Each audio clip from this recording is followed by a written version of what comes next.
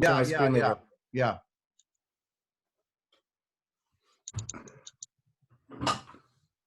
There might be an interruption in the middle. There's rumors Mashiach's coming in a couple the next hour.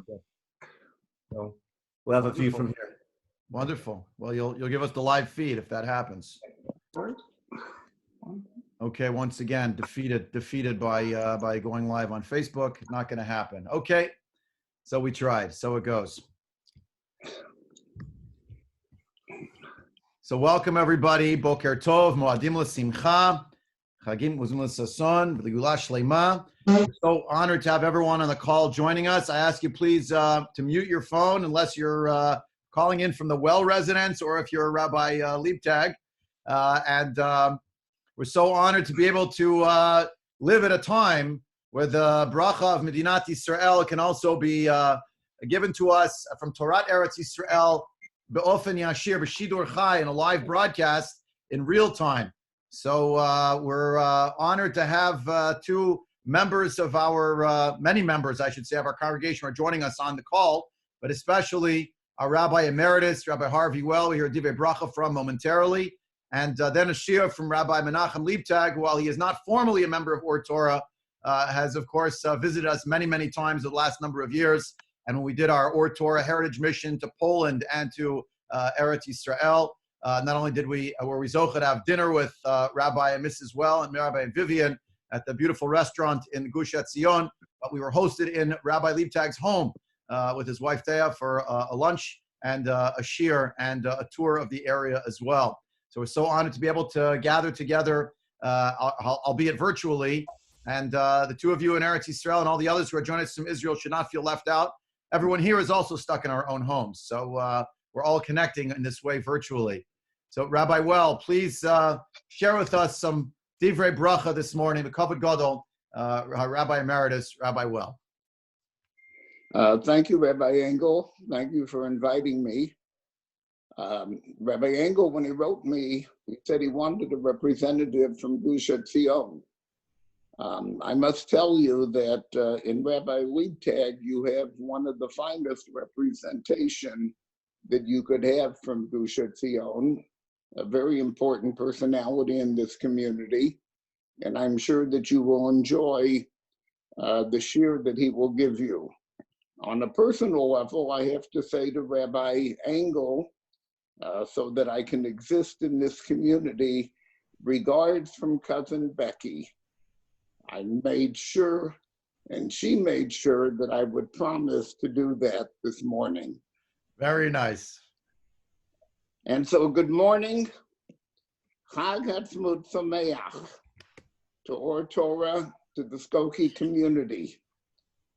I must tell you that as I read the papers lately from Chicago, the term Or Sameach and Or Torah are synonymous. Or light emanates from this congregation and from this community, and that light shines brightly on the Chicago community. So I'm so happy to be with you on such a special occasion. And in fact, the truth of the matter is that I am somewhat envious of you. In fact, not only somewhat, but very envious of you. Here in Israel, our Yom Haatzmaut is almost over. A Yom Haatzmaut like no other. No public festivities.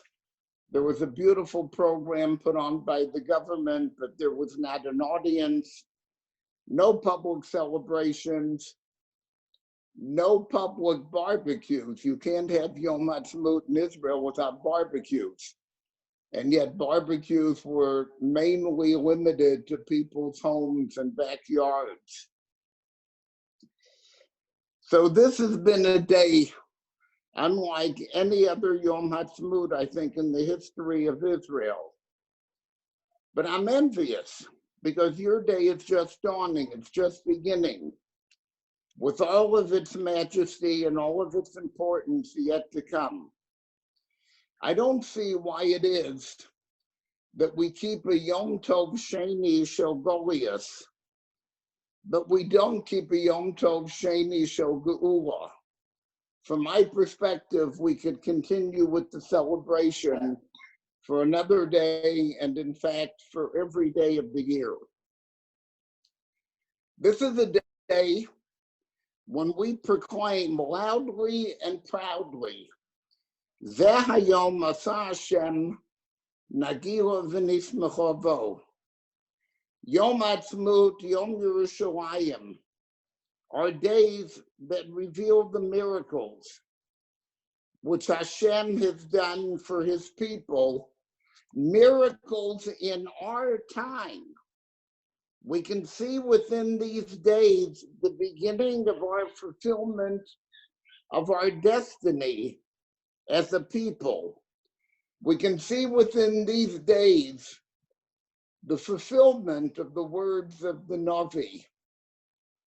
This is truly a time of geula and celebration and thanks to HaKadosh Baruch Hu. I never could, and I never will be able to understand those who fail to celebrate this day.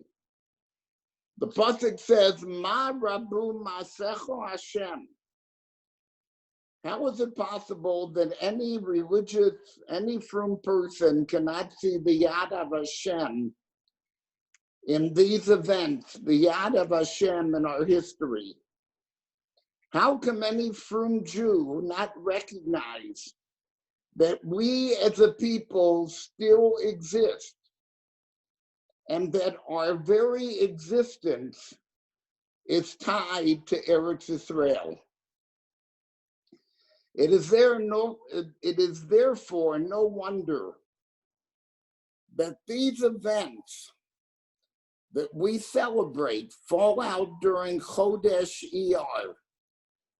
I want you to reflect on that for a moment. Chodesh Iyar, the month of Iyar. Chodesh Iyar, a month that throughout our entire history, other than Pesach Sheni, we had no celebrations, we had no holidays. And now it's a month that contains two of the most important events of our calendar. A month that reflects our present geula, following Chodesh Nisan and Pesach, which reflect our past geula, when we came out of Egypt. But if you take a moment to think about it, if you understand the symbolism of Iyar, you will understand why these days fall out in such a month. Iyar, Chazal tell us, is also called Chodesh Haziv, the month of blossoming, the month of renewal. Isn't that what we're going through? Our own land, a place where those who came out of the Shoah and the Holocaust could find a new home to be able to live in. This is a time of blossoming and a time of renewal. But even more so, I want you to understand the Chodesh Iyar, the Rosh Tevis, if you take the Aleph, the two Yuds, the Resh, the Aleph is Ani, the two Yuds are Hashem, the Resh is Refoecha. Iyar stands, the symbolism is, I am your God who has healed you. I am your God who watched over you. I am your God who made a promise that I would bring you to the land. I am your God who has fulfilled that promise. Ani Hashem Refoecha. I will heal you. And in fact, you are in the process of being healed. Your past depressions open up a new phase of salvation that you will experience during these days in Medinat Yisrael and Eretz Yisrael.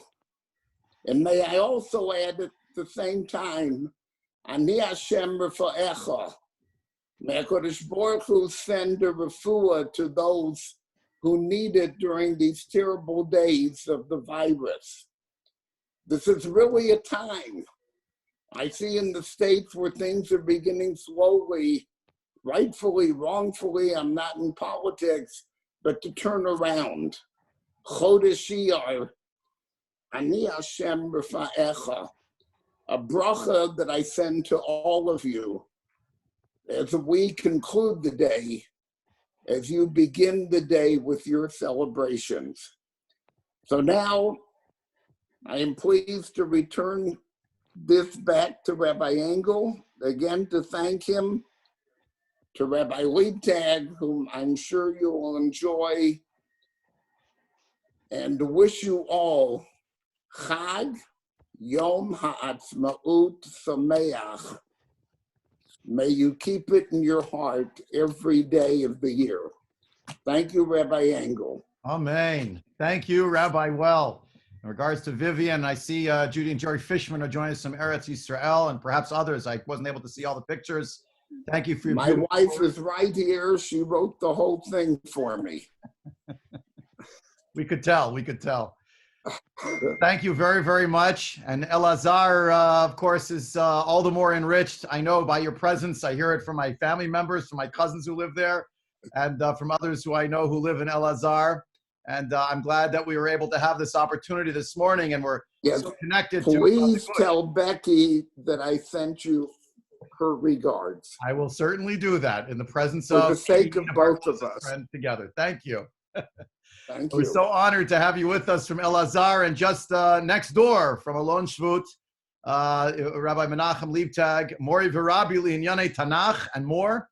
Rabbi Leibtag and I guess, go back a long way. I've introduced him pretty much, I think, every year since then in one venue or another. And what an honor it is to have you with us, Rabbi Leibtag. I want to turn it over to you immediately. We're coming up on 9 a.m. I want people to be able, here in Chicago, I want people to be able to enjoy your shiur. Without further ado, please, to Kavod La Torah for Mori V'Rabbi Li'Inyanei Tanach, Rabbi Menachem Leibtag.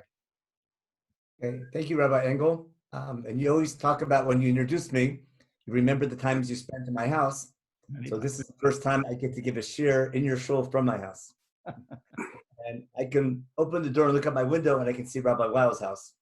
Where we can see each other from window to window. So first of all, thank you for the invitation. And I want to mention something in general, because technically I think we have another 2 minutes till it's 9 o'clock. And I don't want the rabbi to get in trouble. Oh, you told us 9 o'clock, and I know it's like to be a shul rabbi. So does Rabbi Weil. The shul rabbis in general, this not only this time of year, but this type of situation, it's not an envious position. There's probably no one busier nowadays, other than after the doctors and medical professionals. It's clergy, and I wish you a continued hatzlacha. Very challenging. One thing about Judaism in general, and it has to do with the Jewish state, but no matter what situation the Jewish people find them in, no matter how bad it is, the ability to take advantage of any negative situation and redeem our history instead of pouting about the past. In fact, that's almost the biggest theme of Passover and leaving Egypt and our slavery in Egypt. Instead of having a grudge against the Egyptians for our entire history, we take the story of the Exodus and redeem that history, and we use it as an educational tool. Remember how you suffered.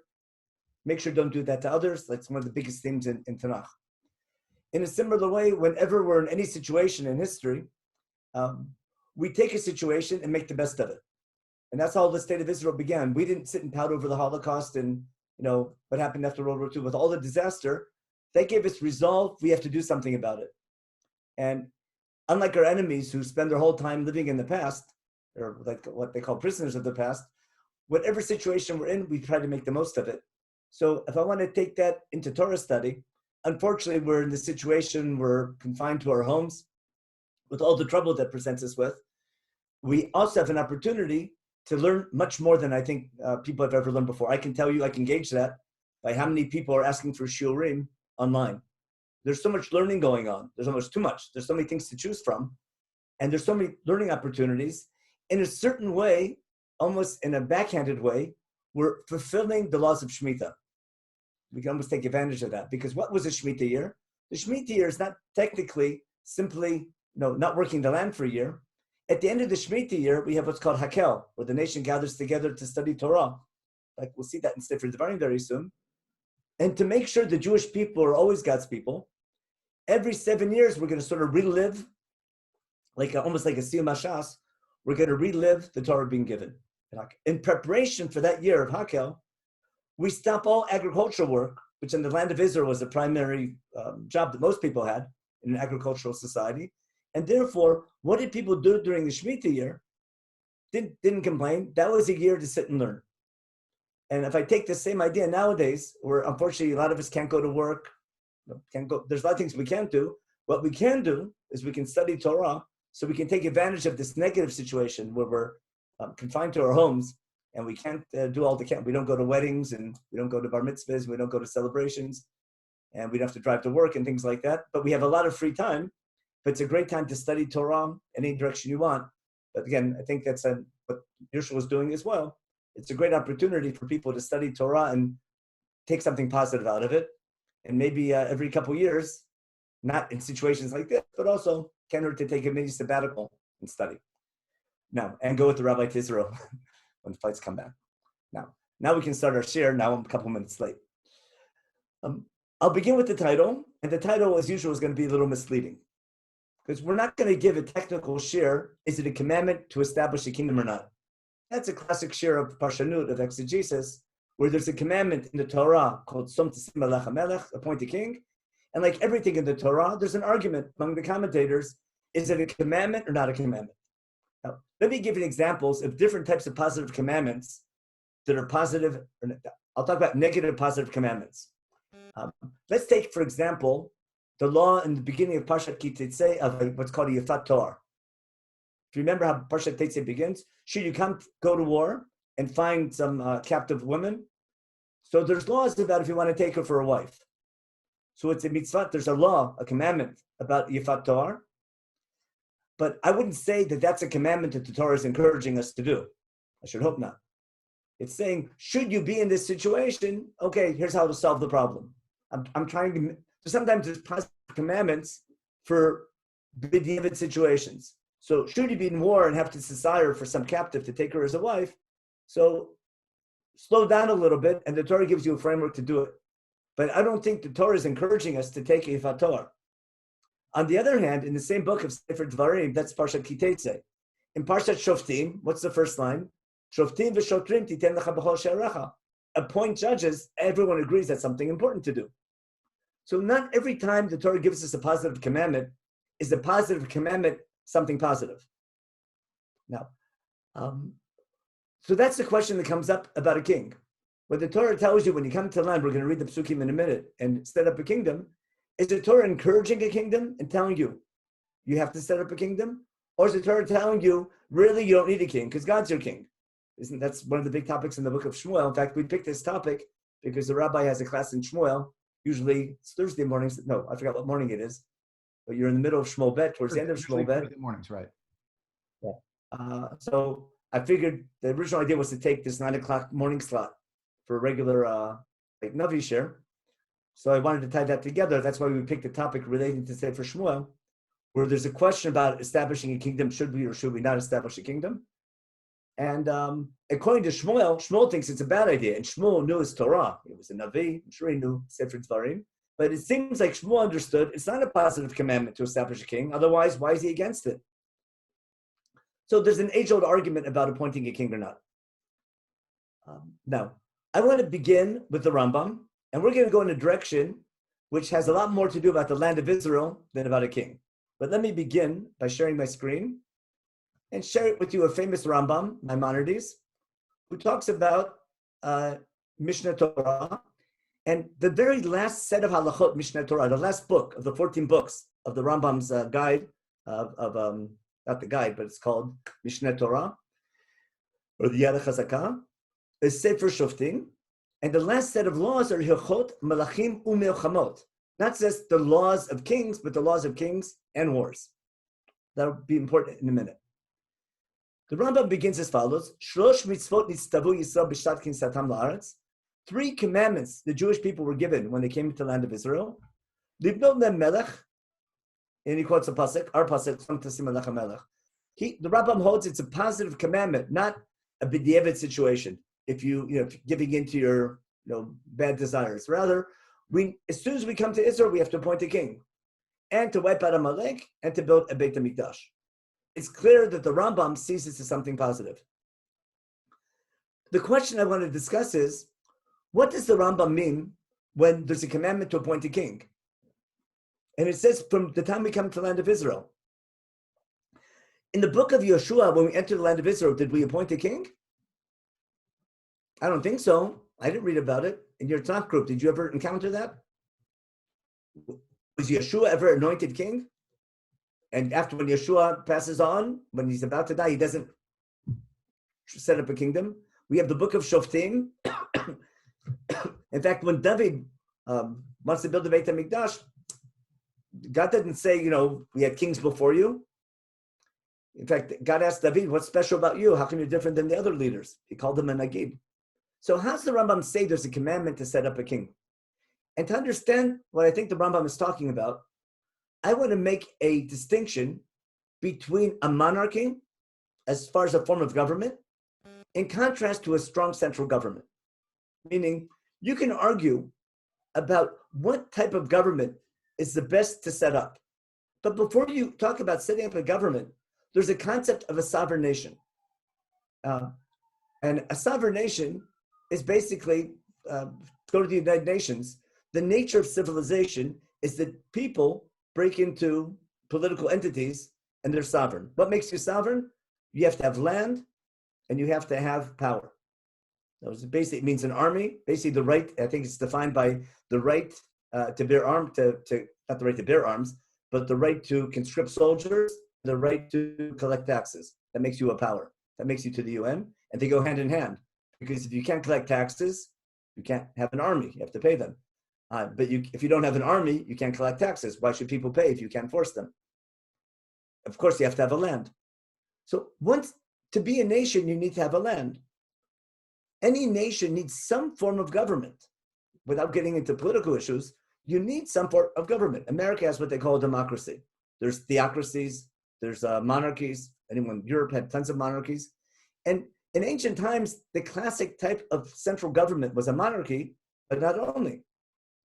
What I think the Rambam is saying, there's a commandment to have political leadership of our country.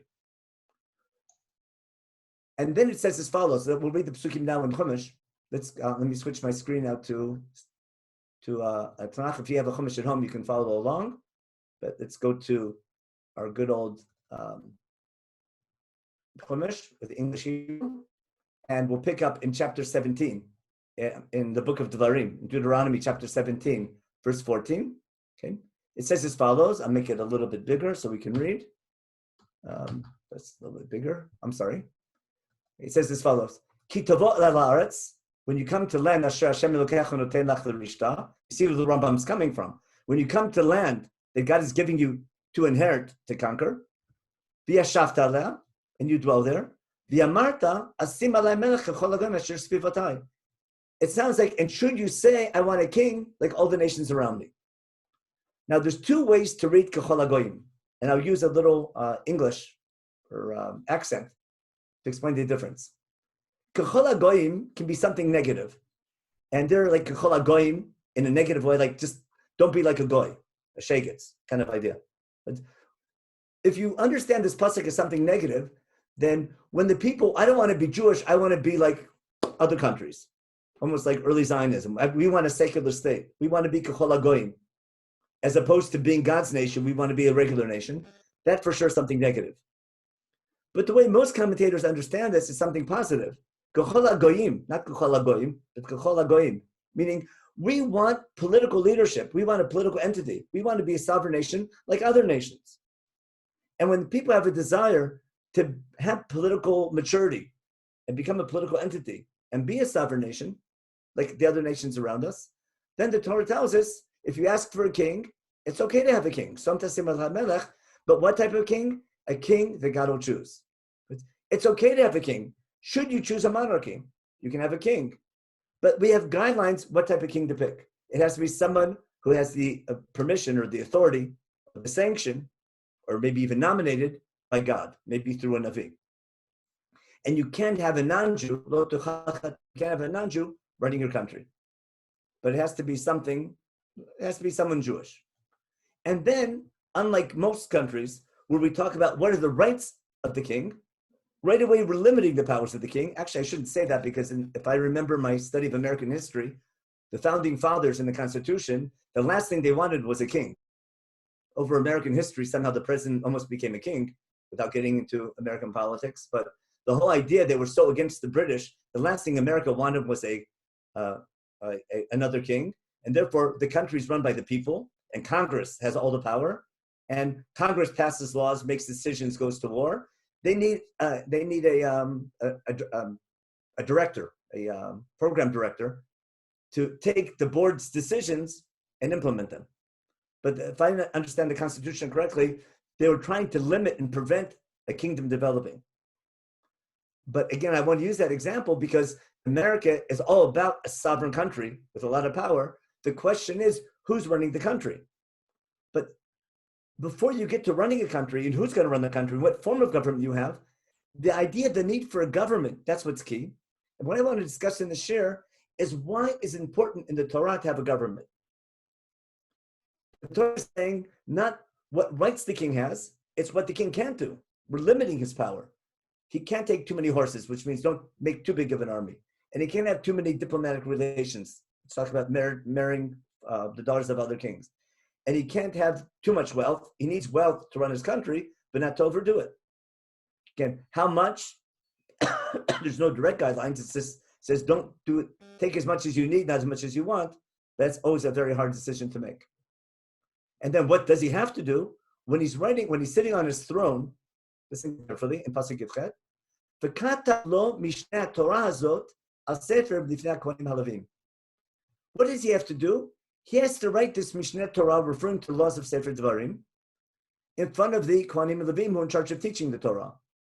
By Taimo, this Torah has to be with the king, and he has to read it all of his days, in order that he'll learn to fear God and keep all the words of this Torah. Now, I can view this commandment as something very technical, meaning what? We're chayv to have a mezuzah on our house, and we're chayv to put on tefillin. So what does the king need to have?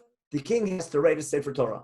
He has to they'll take a class in Safras, write a Sefer Torah, and he has to do Kriyas Torah every day, kind of thing. He has to read from it every day. He has to do his Perek Yomi. I think it's very different. And when you study Sefer Dvarim, which we're going to look into today, the guideline of how to run our country is in Sefer Dvarim, because Sefer Dvarim, Mishneh Torah, is a book about not how a Jew serves God, but how a nation serves God. There's going to be a mega theme in the Torah about nationhood. The idea being a nation, and not just a group of individuals. We'll see the idea at Matan Torah, the idea of Mamlechet Kohanim. And the question is going to be, when we serve God, we're God's people, we're chosen to serve Him, do we serve God as individuals, or do we serve God as a nation?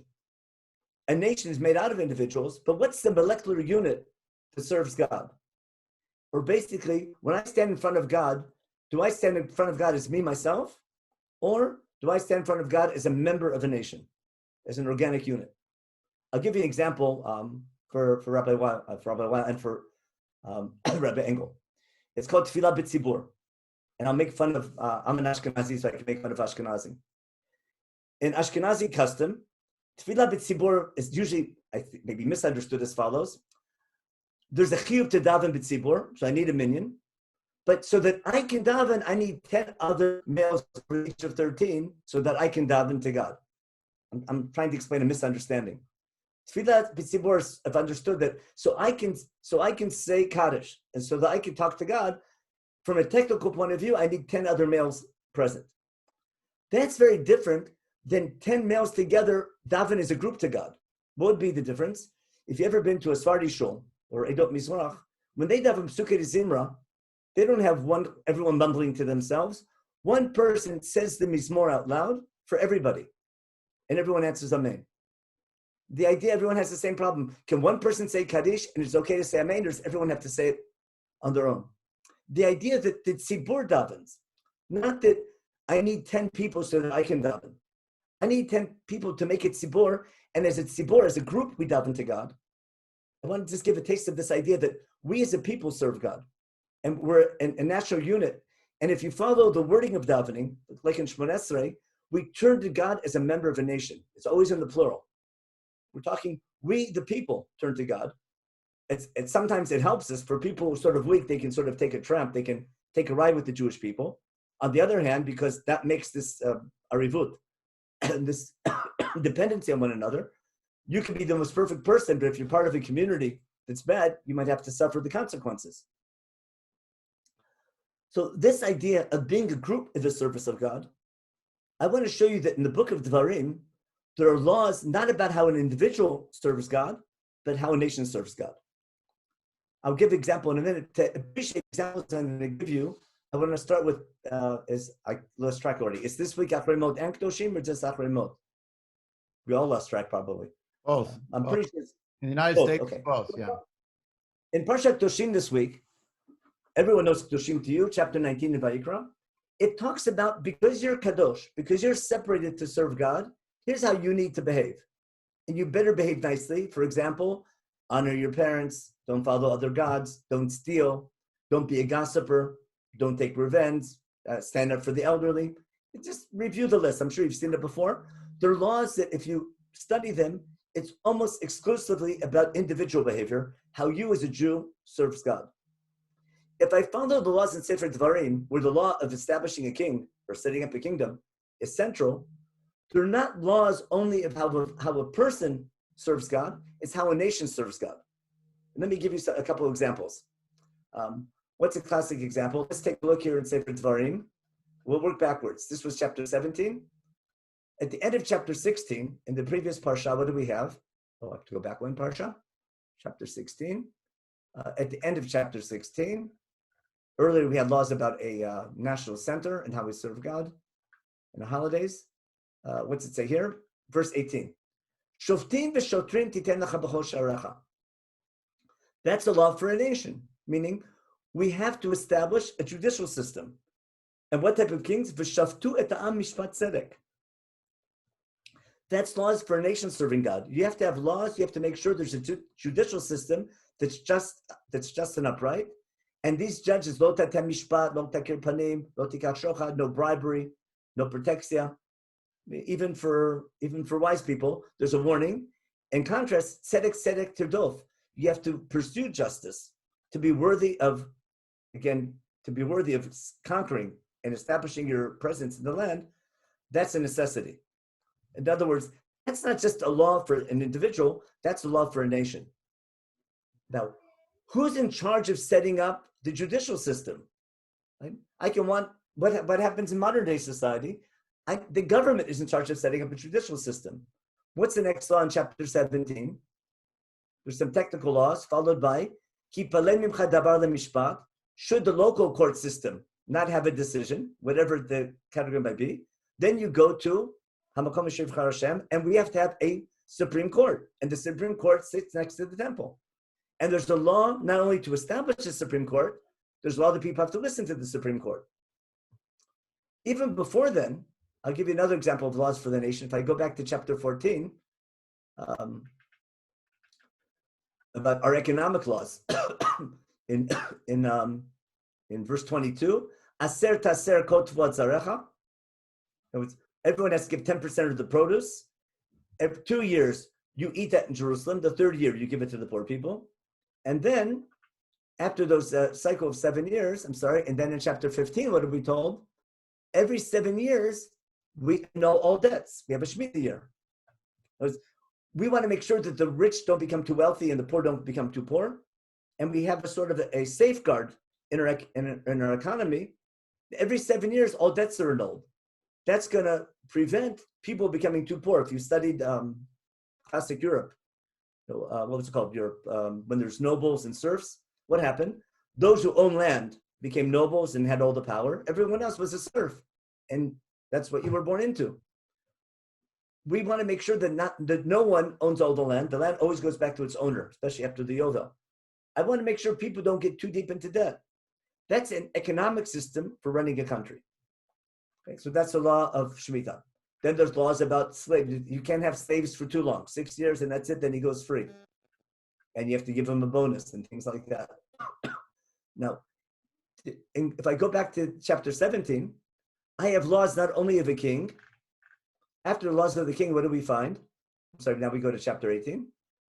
In chapter 18, we have laws also for the educators and teachers. Throughout Sefer Devarim, the job of the Kohanim and Levim are to be judges, teachers, educators. Their job is not so much to work in the temple. That's discussed in Sefer Vayikra. But in Sefer Devarim, remember what Moshe has given in his blessing to Levi, Yoru Mishpatecha Yaakov, to make sure we remain God's people, we're going to dedicate an entire tribe. About 1/10 of our population will be dedicated to education. They don't own land. Who's going to fund these educators and teachers and officiants at the temple? 10% of our produce goes to pay their salary.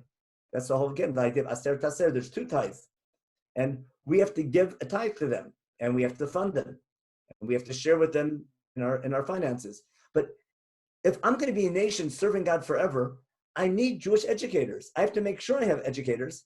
And Sefer Devarim sets up a system that this nation will always have educators, teachers, judges, people dedicating their lives to Torah study and teaching that. Now, that doesn't mean that no one else can do that, but I'm making sure that at least 10% of my population, at least one entire shevet, is dedicated to that guild. That's a safeguard to make sure Torah is always being taught. Then there's laws about not following other laws, and then in addition to having teachers and Torah scholars and judges, there's also, it's called the Navi. I compare a Navi more to a shul rabbi.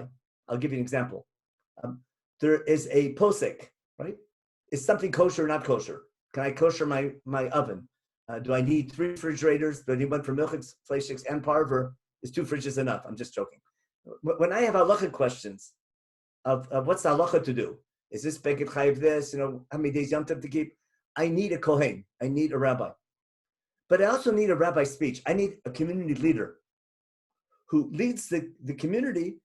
Let's say something's bad in the community. Who's in charge of telling them what's going wrong and what's the right thing to do? I need leadership not only to give rebuke to the people when they're going wrong. I need leadership to lead them in the right direction. To build a Jewish community, you need to prioritize. You need to take projects. What's the right projects? How do we allocate our tzedakah? How much tzedakah do we give? Do we build schools? Do we have specialty schools? Do we have...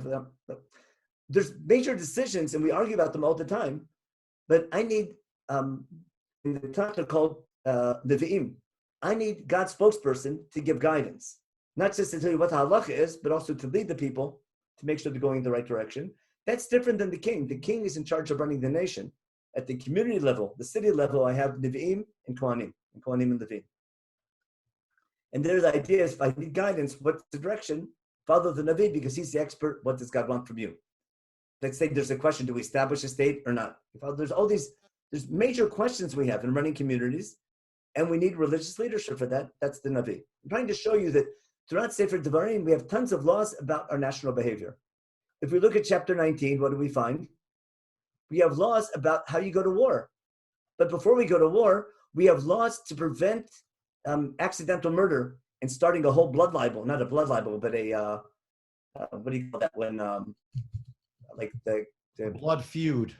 A blood feud. Yeah. Someone accidentally kills someone, he's got to get him back, he'll get him back, like the Montagues and the Capulets. To make sure that doesn't happen, I have to have a safeguard. When there was an accidental murder, I want to make sure it doesn't start a blood feud forever. So the country has to set up cities of refuge. That's a law for a nation, but that's a law that's going to help build a nation serving God. I want to make sure I have a nation where there isn't bloodshed for no reason. I don't want what's called dam naki. So I have laws about setting up arei miklat. I have laws about how we go to war, don't I? in chapter 19, chapter 20. There's laws about when you go to war. What do? Who goes to war? Who's conscripted? Who's not? Who gets a deferment? You just got married, just built a house. And we don't want people who are afraid to go to war going to war. We have a Kohen who's in charge of that. We have the Kohen who has to inspire the people to go to war. And the question, when do you go to war? And have the need to make peace first. Before you go to war, you have to try to make peace. And who's in charge of things like that? I'm trying to show you that all through Sefer Dvarim, I have laws for a nation. And soon we'll see why we need a law for a nation. What's the idea of a nation representing God?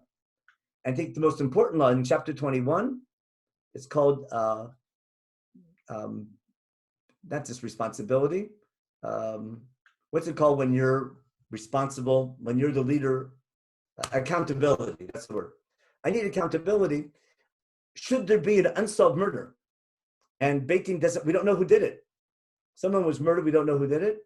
Who has to take responsibility? The elders of the community are guilty even though they're not guilty. And we're going to make a special service that if there's an unsolved murder, it can't be. It can't be that someone is killed and no one's caught. If that happens, the leaders of the community, we have to make a big deal about it. They have to make a statement. And there'll be a whole gathering, and the Kohanim will be there, and the leaders will be there, and we have to do a whole ceremony. And we have to make sure that things like that won't happen again, and they need kapara. But again, we have a law about responsibility of the leadership of the community. And then there's the laws we talked about Eshet Yefator, and that's an example of a law. When you come to land, you don't want that to happen, but that's law of Yefator. Then we have laws about about marriage and divorce, and laws about Yibum. And then we have tons of laws later on about the marketplace, about making sure the social justice, making sure that we harvest our fields. We always take care about the orphan, the widow, and the stranger.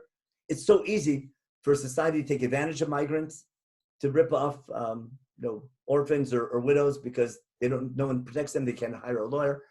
And I've numerous laws making sure that our society is just.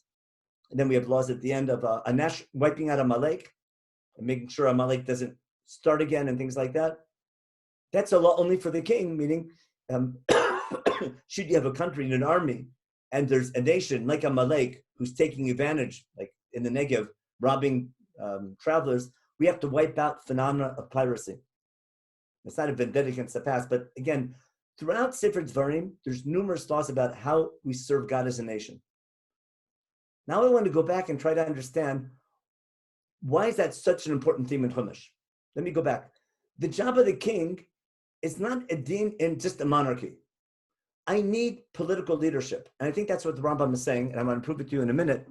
The Rambam isn't saying the Torah wants a monarchy.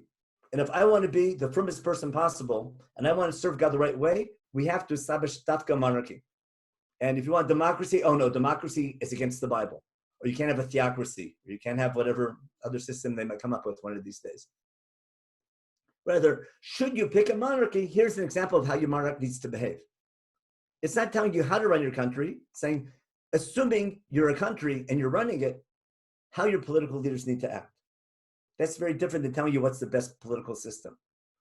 Now, I want to bring an example from that in the Rambam. And we'll go to, my source sheet, I'm sorry. This is a PDF file. There we go. Let's go to, not this one, the Rambam, not this one. We need, where's the Rambam? Borders of Israel, here we are. Okay. The Rambam, this is again our topic for Haatzmaut. Everyone's heard of the land of Israel. But let's say someone asked you, what are the borders of Israel? Okay? Because everyone knows there's the land of Israel. But if you had to tell me what are the borders, so I'll start with an easy one. What's our western border? What's the geographic western border of the land of Israel? Everyone knows? Mediterranean Sea. Yeah. So there's a machloket with our enemies. We hold it's our western border, other people hold it's our eastern border. But that's an ancient argument in the Middle East. That's easy though. We hold it's the western border. What's our eastern border? Good question, right? What's our southern border? What's our northern border? So I'm going to share with you another little map here. Is this the right one? Yeah. You see this in the Middle East? You guys can see it? is from a satellite. I'll help you out a little bit. This is the Nile River. That's the Nile Delta. You've seen that before? This is the Sinai Peninsula. This is what we call, this is Israel today. This is the Persian Gulf. Lost its value a little bit with the price of oil going down, but that's the Persian Gulf. This is Iran over here. This is Iraq. This river here, this river, if you can catch it going this way, that's the Prat, that's the Euphrates. If you can't see it, that's the Hideko going that way. That was a bad angle. The now comes out much stronger, but those are also mighty rivers. That's Mesopotamia, the Fertile Crescent. This is Lebanon over here. This is Turkey. Here's Cyprus. Now, so we know this is the western border of Israel. What's our southern border? Good question, right? What's our eastern border? What's our northern border? Now, you might have heard from the Nile to the Euphrates as our borders. Back in Brit Bein Abtarim, God says, I'm giving you the land between Nahar Mitzrayim and Nahar Prat. If that's the case, Israel goes from the Nile Delta all the way to the Persian Gulf. I don't think any prophet ever said that the most right, even Jabotinsky didn't go that far. But even though some people say our borders are from the Nile to the Euphrates, we'll see in a minute, that can't be. It's never, it could be misunderstood that way, but we'll give a different explanation for that in a minute. On the other hand, when we talk about Eretz Canaan, the land of our forefathers in Chumash, there's this saying called from Dan to Beersheba. You might have heard of that, from Dan to Beersheba. Our classic southern border is like by the opposite, the bottom of the Dead Sea, opposite Beersheba, it's about here. And our northern border is Dan, or basically Tel Dan, or the Galilee, up to the border with Lebanon. It's like the size of the marker here. It's the tiny little thing here. That's called Eretz Canaan. We'll see later on, once you take Eretz Canaan, you can expand your borders a little bit. But when we talk about Nahar Mitzrayim and Nahar Prat, and this is important for land that God picks, Nahar Mitzrayim is never a border. Every major city on the globe has a river running right down the middle of it, don't they? Rivers are rarely ever borders. In Paris, the middle of the city, a river. London, the Thames, remember? Germany, the Rhine. Every major society has a river running through the middle. That's why it became a country, because that water source, that big river, was transportation of water and everything. And therefore, Mesopotamia has even two rivers, the Euphrates and the Tigris. And that's why the cradle of civilization began, you learn this in world history, in the Fertile Crescent in Mesopotamia. It was Aram, it was Ur Kasdim, later became Aram, then Ashur, then Bavel, and then Persia took over. But this is the area, there's always a superpower here. And there's another center along the Nile, usually Egypt. They're a little more stable with the name of the country. It's just the dynasty keeps on changing. Those are the ancient centers of civilization. All civilization begins with the study of Mesopotamia and Egypt. That's where basically all modern, ancient modern history begins there. Where's the land of Israel located? In between those two centers, because God, will see in a minute, is going to choose a nation, not to be his nation, to be a nation that has an impact on other nations, to be a nation serving God. If you remember in business, there's a thing called location, location, location. In order to get your job done from a strategic point of view, having a land smack here in the middle between those two centers would be very helpful. If this nation is serving God and there's a major highway that connects between the two centers of civilization, then we can fulfill our goal as a nation if we live in this land.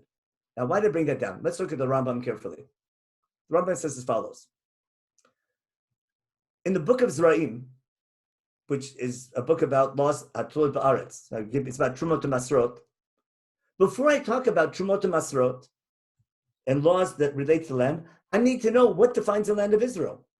I need a halachic definition of the land of Israel. Listen how beautiful the Rambam writes his code. HaTrumot Masrot einam nogot min Torah ela be'eretz Yisrael. Tithing, Trumot Masrot, only apply in the land of Israel, whether or not there's a Beit HaMikdash. We'll see later, Bikurim only for the Beit HaMikdash. But Trumot Masrot, giving tithing, applies only in the land of Israel, even if there's not a temple. Would that apply today? That's a good question. And it's we'll see it soon. Now, what's Eretz Yisrael? I would expect now a geographic definition, right? Listen what the Rambam says. Eretz Yisrael Mura b'chol makom. Now I'll tell you a little caveat here. B'chol makom, that means in Tanakh because it never says Eretz Yisrael in Chumash. You knew that? Eretz Yisrael is never mentioned. It doesn't. It's called either Haaretz or Eretz Canaan. But the name Eretz Yisrael we don't have till later on.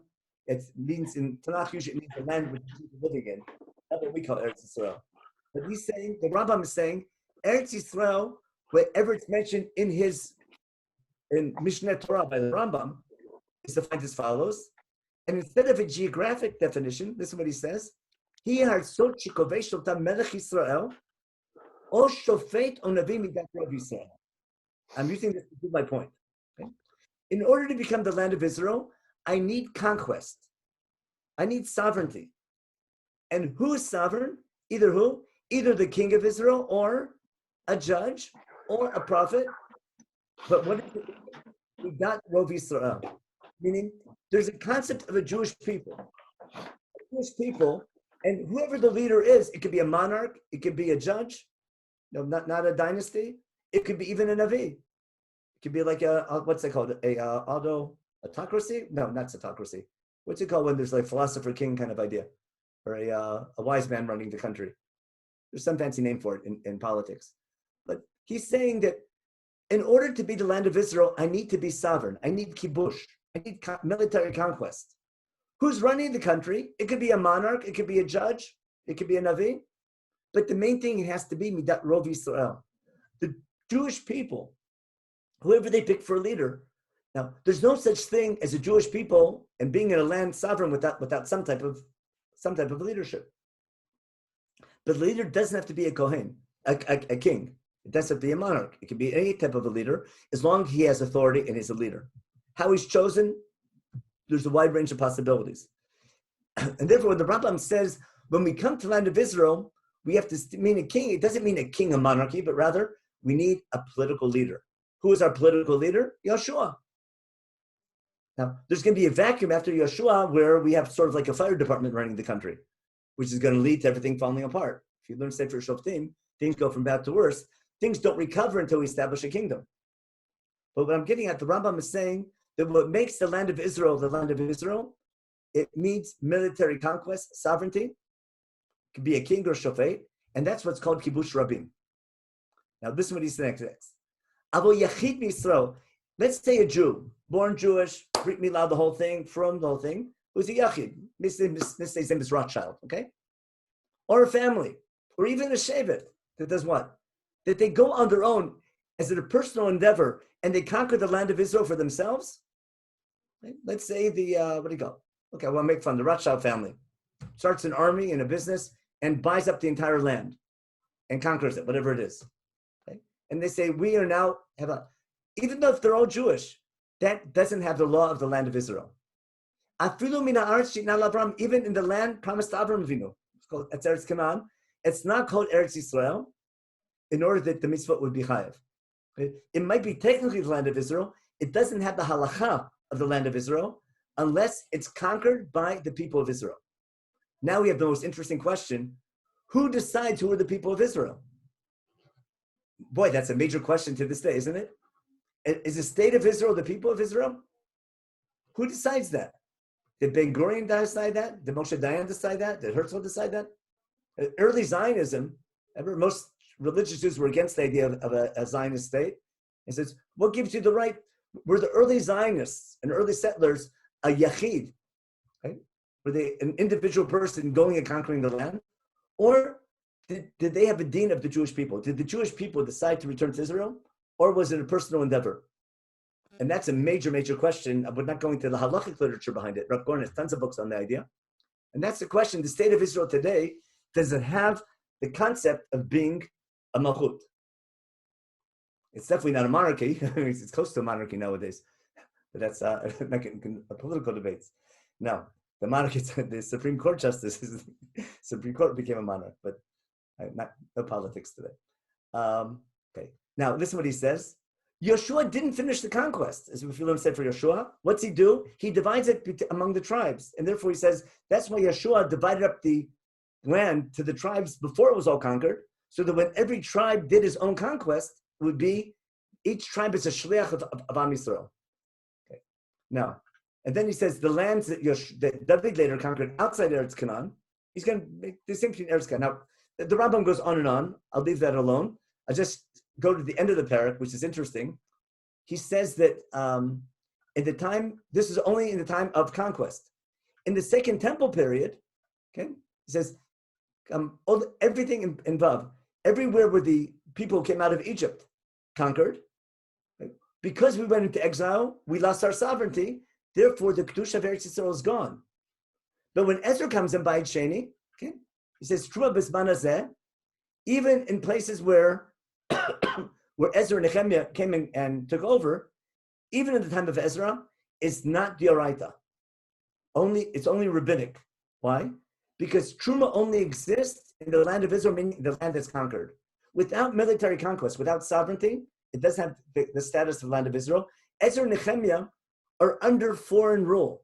They're under Persian rule. The Persians give them the right to return. Later, they're under Greek rule. Later, under Roman rule. During the Second Temple period, except for a short time under the Hasmoneans, we are not sovereign in our land. And the halacha states explicitly, if we're not sovereign in our land, it's not the land of Israel for halachic purposes. It's the land of Israel for like Zionist purposes, or for like it's Eretz Yisrael, but it's not Eretz Yisrael. I want to make that distinction. It's to be Chayiv Truma to Masrot, we have to be a sovereign nation with a government, with a sovereign government. Now, how about, it says, so therefore Truma nowadays, even under in Bayit Sheni was only Divrei, okay? And only when all of Israel is there. Okay? Shnemar ki tavo. Okay. Then he says, therefore Bayit Sheni, many Jews remained in Bavel, and the majority of the Jews were not living in Israel, and they weren't sovereign, and therefore, Second Temple period, Trumot to Masrot, tithing was only Drabanan. It wasn't biblical. And then he says, not what they were during the second Yerusha, but that's Nehemiah. Okay, with only some came. Okay. And then he says, but when we come back in the future, it'll be with kibush. Okay. Now, therefore, we're not chai bisman as truma elam midivrayim until he says until Rov Yisrael comes. Now, the question is, what happens nowadays when we're sovereign? So the question is, who is sovereign? Are the Jewish people sovereign or a bunch of Zionists? Understand the question? There's a giant halachic debate on that. Are Truma to Masrot, are they Deraita nowadays or Drabanan? Now, up until a couple of years ago, when the majority of the Jewish people were living outside their land, it wasn't a problem. That's why a lot of people didn't make Aliyah, so it shouldn't create a problem. Because if too many Jews living there, then it'll be Deraita. But now the question is, what decides Rov Yisrael? Who counts as a Jew? Anyone who's halachically Jewish, technically Jewish, a member of a shul, a member of a Jewish center. When you do a census, remember, how many Jews in America? How do you count, what constitutes a Jew? In the land of Israel, who's a Jew? Is every Russian Oled Jew? Depends who you ask. Things like that. But on the other hand, I think nowadays, the land of Israel is, I think the way to pass on that question, don't ask a Jew, ask a Goy. Are the Jewish people, who's living in the land of Israel today? Where are the Jewish people today? Are they in Brooklyn, or Monsey, or Berlin, whatever it might be? Or are they in Israel? But that's a question for discussion. And again, I'm not discussing the actual halacha. I'm just bringing the Rambam to explain this idea that it's not a question of a monarchy, it's a question of a sovereign government. Now let me conclude. I have no idea how much time I have left. About 10, I have another 10 minutes? 10 minutes, yeah, about 10 minutes. People have to leave early. Is there another program after this, or? Not from our shul. There are programs throughout the day throughout Chicago, but I don't know if one is starting exactly now. So you have 10 more minutes for sure. Okay, good. What I want to show you now is how this thing develops in Chumash. What's this concept of not just an individual serving God, like a classic religion? In most religions, there's a religion, how you come close to God. So every religion has, here's how I connect to God. In Judaism, what I want to claim is, we connect to God not only as an individual, we connect to God as a nation. Where does that idea develop? Well, let's go back to the Bible. Let's go back to Sefer Bereshit. Let's go back to, just a word about religious Zionism, because this is the topic today. A Zionist, technically, is an individual who believes that there should be a Jewish state. Now, that person who believes in a Jewish state could be a Jew or a non-Jew. He could be a secular Jew. He could be an Orthodox. He can be a religious Jew. Understand? He could be a conservative. He can be a liberal. He can be a Democrat, a Republican. He can be a right winger or a left winger. But anyone who believes in a Jewish state, he can be a scientist. He's a Zionist, right? And he can be religious or not religious. There's an idea, not a religious Zionist, but a religious Zionism. And it's not religious people who are Zionists, but rather the idea of a Jewish state has a religious value. It's not people, not a Zionist who believes that the Jewish people should have their own state, who happens to be religious. I want to show you there's an idea in Chumash where part of the religion is the state, that we serve God through the venue of being a state, by being a nation. Now, in order to be a nation, you need to have a land. And that's the question in part B. Is the land of Israel value or vehicle? I hope I don't get in trouble and misunderstood. Is the main thing God wants when he chooses Avram and promises them the land of Israel, is for some divine reason, God wants Jewish people, God wants the offspring of Avram Avinu to be living in this special land, and that's his goal. And as long as Jewish people are living in the land, God's happy. Or does God want a nation to serve him? But in order to be a nation, I need a land. And I want a land that will help facilitate becoming that nation and making a name for God and bringing the concept of God to mankind. And that's what I call a vehicle. And I want to show you, when you study Chumash thematically, the land of Israel is a very important vehicle, nothing to be ridiculed. It's an important one, but it's not a value in itself. It's a vehicle towards a much wider goal. And the goal is being a nation. I call it, it's a holy nation, not a holy land. We call it the holy land. But Chumash doesn't. It's a holy nation. We'll talk about a Goy Kadosh. Now, the first 11 chapters of Chumash talk about God creating and being upset with civilization developing. And in light of that, God picks a nation. God picks Avram Avinu to start something, to start a nation. So I'll go right to the beginning of Lech Lecha, where God says, Avram, begin a journey, Lech Lecha me'artzecha. So that I'm going to show you. But put yourself for a minute in Avram Avinu's position. I tell my students, put yourself in Avram Avinu's sandals. They didn't have shoes back then. If God told you that, God tells Avram, begin a journey. Where? I'll show you where. What would you expect the next line to be? It could either be, what's in it for me? What's the reward? Begin a journey and here's the reward, here's the salary. Or begin a journey and here's the purpose. Okay, there's the two possibilities. If you're talking to a child, you tell them, here's the reward. Do this, you'll get a lollipop. You'll get 5 stars, okay? Or get some present. If you talk to an adult, a mature adult, he'll want to know, what's the purpose of the journey? What's the next line? I'll make you a great nation. I'll bless you. I'll make your name great. And you'll be a blessing. Now, is that reward for obedience? Or is that the goal of the journey? Now, it sounds very much like reward, doesn't it? Oh, you'll be famous. You'll be a great nation. And then we'll see. We'll promise them a land. I want to claim, and we'll try to prove this, is that God wants a nation. And God's saying, leave your homeland, leave and begin a journey, and your job will be to start a nation. What we call in Tehillim, Zera Abraham. We're planting the seeds of a nation. We don't become a nation until we get out of Egypt. But Sefer Bereshit, we're planting the seeds of the nation. We talk about in Hodu in the morning. Zera Yisrael Avdo b'nei Yaakov b'chirav. And you'll be a blessing. But what's it mean to be a blessing? Does that mean that you'll be so blessed that other nations will want to be like you and have the same wealth like you have? Or that your nation will bring blessing to other nations? That through you, I'll bring blessing to the nations. Will you be in a position that your existence as a nation will help other nations along in their quest for God?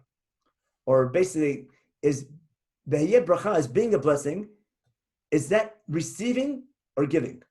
I want to claim is the greatest blessing someone can have is the ability to give to others. It's true in psychology as well. People are the most happy not when they receive, but when they're able to give. Therefore, being a blessing is living a life, not just as an individual, but as a nation, that is helping other nations as well, especially towards some more divine goal. Then Avram gets to the land, and God says, this is the land I'm giving you. And then there's a whole theme of Avram calling out in God's name. And then there's the covenants God makes, remember, with he promises the land between Mesopotamia and Egypt. We talked about that before. In the other Brit Milah, he talks about the land of Canaan, promising him that I'll be your God, you'll be my people.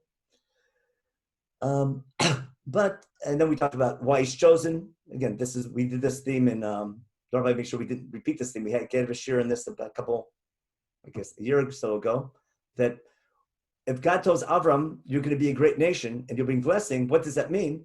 So before God and Avram have the discussion about destroying stone, Chumash tells the reader that God has to share with Avram what he's about to do to stone, because Avram one day, hundreds of years from now, is going to become this Goy Gadol, and he'll bring blessing. The story of stone is related to God picking Avram Avinu. And if I want to know what was the purpose of being chosen and what's the purpose of this nation, then here Chumash gives its most important theme. The Chumash tells the reader that God says, I came to know him in order that he'll command his children and they their children. Avram has to begin a family tradition, which we call Judaism, where not only you have to act a certain way, you have to keep the tradition going. You have to teach your children and they their children and they their children to keep the ways of God. What's called Derech Hashem. And what is the way of God? Doing tzedakah mishpat, doing justice and righteousness. In order that God's goal for Avram to become its blessing for other nations will come true, what Avram needs to do is to be that nation that has this family tradition or national tradition of being just and upright. How to become just and upright? So our guidebook, our detailed guidebook will be the Torah. The principles are developed in Sefer Bereshit. Now, let me just take this to Har Sinai, and that'll get us back to Sefer Dvarim, and we'll be done. Sefer Bereshit talks about planting the seeds of the nation, a covenant. And God sets aside the land in order to become the nation. But the land of Israel is not our homeland. We don't begin in the land. The land, there's 7 nations of found living there. First, we become a nation, and then we get the land. What makes us a nation is our common suffering under Egypt. Egypt makes us a nation by enslaving us. God's redemption from Egypt bonds us into this nation. We're free from Pharaoh. We have a national identity. We're out of Egypt. But before we get the land of Israel, we make a commitment to God at Har Sinai. And God pops the question, makes this proposal, before we get the land of Israel, you want to go from a Goy Gadol to a Goy Kadosh. A Goy Gadol, I call that's the vision of the nation. And a Goy Kadosh is a nation with a vision. Got the difference between them? There's a concept of first being a nation. Then what's the vision of that nation? And therefore God tells him at Har Sinai, are you willing to obey me? Shema tishma b'koli. Will be my covenantal partner. And you'll be my special nation, my treasured nation from all the nations. Even though I'm the God of all the land, God's willing to make a special relationship with us. And now the most important line, which will explain everything we did in our shiur. Vatem tiuli, if you accept this covenant, God tells Moshe to tell the people, you'll be for me a mamlechet kohanim v'goy kadosh. A Goy Kadosh means a nation, not just a Goy Gadol, but a nation separated from the other nations in the service of God. If there's 7 days of the week and God separates one day of the week, it makes it Kadosh called Shabbat. Then what happens? Then that one day of the week, which is separated, becomes the funnel that brings God to every day of the week. You elevate the entire week by keeping Shabbat. By keeping Shabbat, that doesn't downgrade the other days of the week. Shabbat becomes the funnel that brings God into every day of the week. If I separate the tribe of Levi from the other 12 tribes and give them a special status, like Yukshav the Kohanim or Yukshav of Levi, then they're separated to teach Torah to the other tribes. If I separate Yerushalayim from the other cities, if I separate a Mikdash, if I separate a shul from other real estate, I'm separating one building because that's going to be where God, that'll become the funnel to bring God to the whole neighborhood. That's how a shul works, isn't it? When you make one building in your neighborhood special, that'll bring God into every home if you have the right shul rabbi. Got the idea behind it? That's the idea of Kedusha.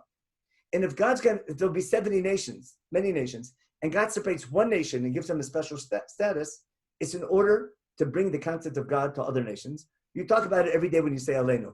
It's our job, it's our responsibility to praise God and keep His laws and talk about Him. But we're hoping, okay, that through our keeping God's laws and praising Him and talking about Him, then all nations, Kol B'nei Basar, will call out in your name and won't follow evil. They'll be good. It's the biggest thing in davening, you can't miss it. And that's our job. How we do it, the Torah is our guide. Now, how to interpret the Torah, that's what we argue about. That's hashkafa decisions. That's beyond the scope of our shiur. But as long as your goal is to be God's people, how to interpret the Torah, how to apply it, how to paskan halacha, That's what we do. That's what we argue about. But that's a healthy argument. Now, what's a mamlechet kohanim? So this is a nation serving God. A mamlechet kohanim, I'm not translating as a nation of priests. It's not a nation where everyone is a rabbi. Rather, a priestly nation. Because what does a kohen do? A kohen is a minister, someone in the service of a higher authority. It can be like they had the person running Midian, the kohen Midian, Yitro. Kohen Melchizedek is a kohen to Eloyon. Potiphera, kohen of On. Someone representing a god is a kohen. And if a god doesn't have a kohen, no one knows about the god. To be a god, you need someone representing you. That's the job of the kohen. Usually, kohanim are individuals, but individuals don't live forever. What God is saying, God wants an eternal relationship. It's called a brit olam. And in order to be God's people forever, an individual will never work because individuals don't live forever. A nation can be eternal. And in order to eternally have a nation in the service of God, I need a nation, not just an individual. That's one advantage of a mamlacha, not just something quantitative, something qualitative. But the biggest difference is of a priestly nation, a mamlacha is a sovereign nation. And what God is telling us here, you won't just be individuals serving God, not just a religion. You'll be a nation in the service of God. That's why I'm giving you a land. Because in order to become a nation, you need a land. And I can represent God at the national level, not just as an individual level. And therefore, the land of Israel becomes a vehicle to become a nation. And therefore, the book of Devarim is going to focus primarily on laws of how we serve God at the national level. Because we can have an impact, just like in a community. Rabbi Wow mentioned in the beginning about how in Chicago, I guess, when a shul in a community takes on volunteer work and helping others and supporting the police department, health department, when you're involved, you can make a name for God. People can learn from you. Behavior is contagious. And a group of people, right, can have influence on, you can do that as an individual, you can do it as a community. In Chumash, it can also happen also as a nation. Not only as a nation, but also as a nation. And therefore, in Chumash, we find numerous laws where we serve God at the national level as a nation. And that's the laws of a king, of a country, of a judicial system, a judicial thing. Now, how to apply that today? I hope that idea is clear. And therefore, we're over time already. So that's a theme in Sefer Devarim about all these different laws. I just want to end with the final psukim in Sefer Devarim at the end of the speech. All these laws about setting up a kingdom and leadership and things like that. If we keep all these laws, then we'll be God's Am Skula, okay? And that'll put us in a leadership position. L'tila l'shem u'tiferet. That'll make God's name, God's renown, God's glory will be great, and that will make us the Am Kadosh that He told us at Har Sinai. In the concluding words of the speech that Moshe gives in Sefer Devarim, of all the laws of Sefer Devarim, some 20 chapters of laws, the finale is, keep all these laws, and that will make you a Goy Kadosh. In Har Sinai, we took upon ourselves the responsibility to be a mamlechet kohanim, to be a nation representing God, and follow these laws, you'll get the job done. Who's in charge of leading that nation? Who's the CEO? That's the king. Not the king, but the political leader. It could be a king. Therefore, what's the job of the king? Not technically to write a Sefer Torah, like a scribe, but rather to follow a Sefer Torah. And that's our guidebook. And therefore, I want to conclude with the theme for Yom Haatzmaut. We have a Jewish state today, which we have to be thankful for. But a Jewish state has great potential to sanctify God. It has a great potential to, what's a Chilo Hashem in English, to desecrate God's name. The stakes are much higher once you have a state, once you're at a national level. Same thing at a community. A community can do a terrible Chilo Hashem if they're caught with, embezzling and things like that. If you're a Jewish group, you can make a name for God by good behavior. You can desecrate God's name by bad behavior. That's why Chilo Hashem is the worst thing possible. And when we do a lousy job as a nation, God takes that nation away. He kicks us out of the land. But if God's going to bring us back to our land and give us the opportunity in His miraculous ways to be a nation again, how, it's not just supporting Israel, you can become part of Israel. Israel is a global entity already. What Israel does as a country, its medical system, its agricultural system, its high tech, its army, its industry. There's so many things you can do as a nation to sanctify God. In the same way, there's so many things you can do as a nation to desecrate God's name. God's giving us a tremendous opportunity, tremendous challenge. And the question is, do we want to be part of that challenge? Do we sit back as outsiders and complain and say and sit back and and say, that's not good, that's not good? Or do you become involved in the process? And you can do it nowadays you can be involved in the process, not even living in Israel. The globe shrunk. The question is, how involved are we with the state of Israel? And we can help the state of Israel, not just coming to visit, being involved. There's so many projects, ideas. So people can pick good projects. Oh, that's a great idea. There's so many things you can do as a nation. Your potential as a nation is so much greater. Therefore, recognizing the potential of that nation, it's a mega theme in the Torah. And therefore, I'm going from a technical law about a king writing a sefer Torah, and the Torah isn't telling you, oh, you have to establish a monarchy and that's the best form of government. Forget democracy. No, you can fulfill all the goals of the government with the democracy, not just with the monarchy or with the autocracy, whatever it might be. The key is, once you have a sovereign power and you have political leadership, what does your country do? And what effect, what influence do you have on other nations? What type of model do you set? And therefore, we have to talk about God. We associate ourselves with God by how we daven, how we talk. We need constant reminders and mitzvot to remember we're God's people. But there's so many opportunities in an emerging world of civilization and countries to have an impact on the globe.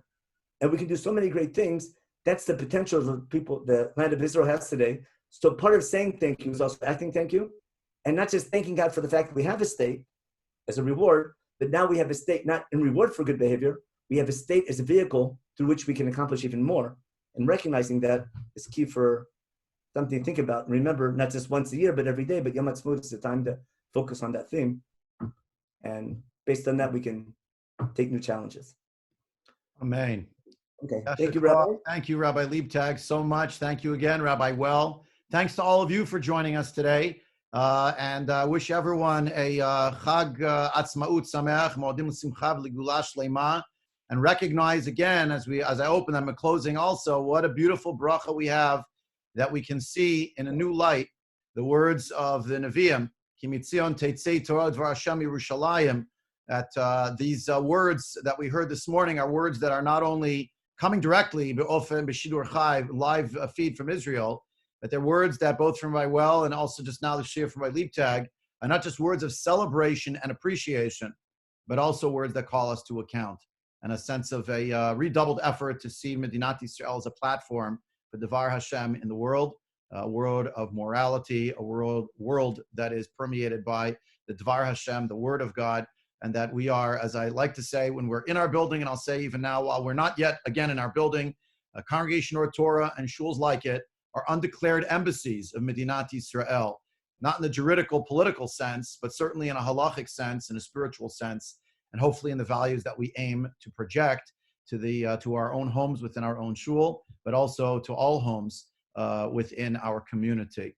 Thanks again for joining us today. If anyone wants to join me today, I'm on a call for Yeshiva University talking about the miracle of the rebirth of Lashon HaKodesh, of Ivrit, of Hebrew, in Eretz HaKodesh. That's a shiur for Yeshiva University students today at 2:15 our time, and I'll send out that information for anyone who's interested. You're welcome to log on.